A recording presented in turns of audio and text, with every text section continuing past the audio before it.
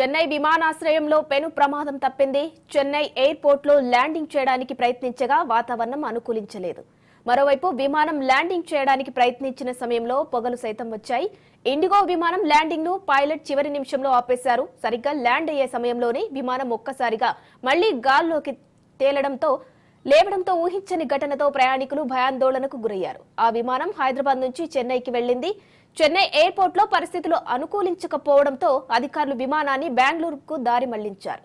అనంతరం కొంత సమయానికి బెంగళూరు విమానాశ్రయంలో ఆ ఇండిగో విమానం సేఫ్ గా ల్యాండ్ అయింది.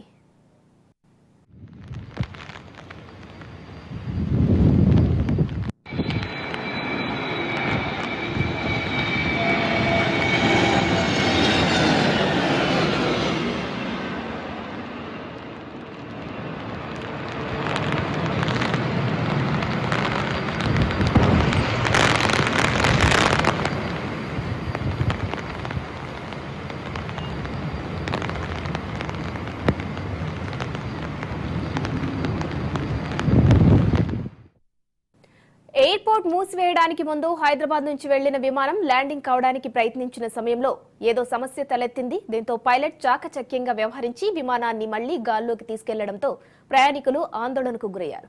అయితే ఎలాంటి ప్రమాదం జరగకపోవడంతో ప్రయాణికులు ఊపిరి పీల్చుకున్నారు. విమానం గాల్లో ఏకంగా ఒకవైపునకు ఒరిగిన సెట్ అయింది. భారీ వర్షాలు, ప్రతికూల వాతావరణ పరిస్థితుల కారణంగా పలు విమానాలు రద్దు చేయడంతో పాటు చెన్నై ఎయిర్పోర్ట్ ను సైతం క్లోజ్ చేశారు.